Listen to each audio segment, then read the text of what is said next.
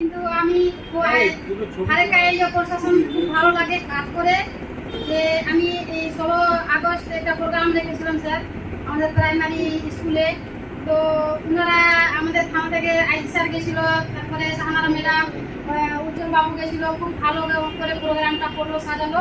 যেহেতু আমাদের নারীদের মানে সব মেয়েগুলো সব স্কুলে যাচ্ছে, তো অনেক রকমের মুর্শিদাবাদের ফারাক্কা এনটিপিসি পুলিশ ফাঁড়ির উদ্যোগে আজ বিকেল 5টায় অনুষ্ঠিত হলো বিশেষ কর্মসূচি আমাদের সমস্যা আমাদের সমাধান। ফারাক্কা ব্লকের প্রতিটি গ্রাম পঞ্চায়েত থেকে বহু মানুষ এসে সরাসরি নিজের সমস্যার কথা তুলে ধরেন পুলিশ প্রশাসনের সামনে। অনুষ্ঠান জুড়ে ছিল পারস্পরিক আস্থা এবং বিশ্বাসের আবহ। অনেকেই খোলাখুলি জানান ফারাক্কা পুলিশের তৎপরতা এবং উদ্যোগের ফলে তাদের নানা সমস্যার সমাধান হয়েছে। একজন বাসিন্দার কথায়, আমি অভিযোগ নিয়ে এনটিপিসি পুলিশ ফাঁড়িতে যাই, সেদিনই পুলিশ ব্যবস্থা নেয়। এত দ্রুত সমাধান পেয়ে আমি অভিভূত হয়েছি এবং কৃতজ্ঞতা জানাই কর্মকর্তাদের।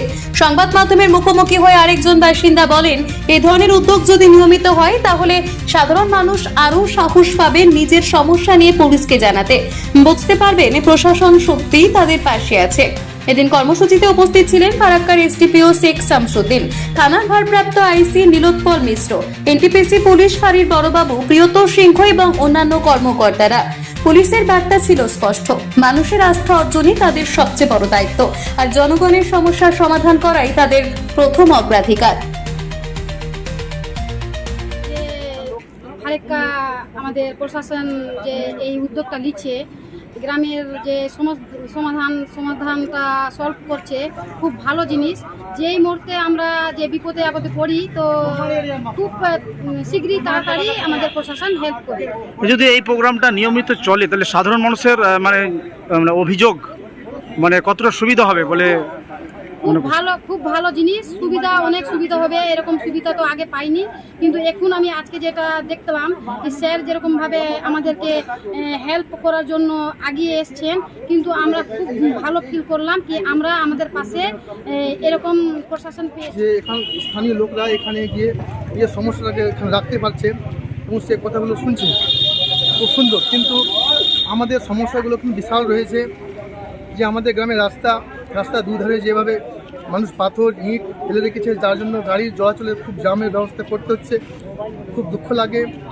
আমি সেটাও কমপ্লেন করেছি, আইসিকে বলেছি। এবং আমাদের যে নিউ ফারাক্কা ট্রাফিক, সেখানে দেখছি প্রায় বেশিরভাগ সময় সেখানে গার্ড থাকছে না, ট্রাফিক পুলিশ থাকছে না, যার জন্য লোকগুলো এলোতেলোভাবে পার হচ্ছে, রিক্সার খুব সম্ভাবনা বেশি অ্যাক্সিডেন্ট হওয়ার। এবং সেটাও বললাম যে আমাদের যে টিলডাঙ্গা থেকে ধর্মডাঙ্গা যে যাতায়াতের যে রাস্তাটা আমাদের বিশাল ফাঁকা জায়গা, সেখানে চুরি ছিনতাই বেশি হয়।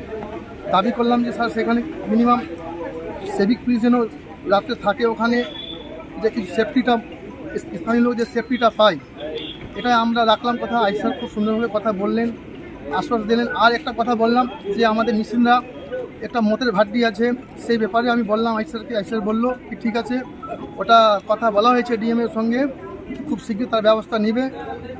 কথাগুলো রাখলাম। আইসি স্যার আমাদের সঙ্গে খুব সুন্দর ব্যবহার করলো, খুব সুন্দরভাবে আমাদের কথা শুনলো।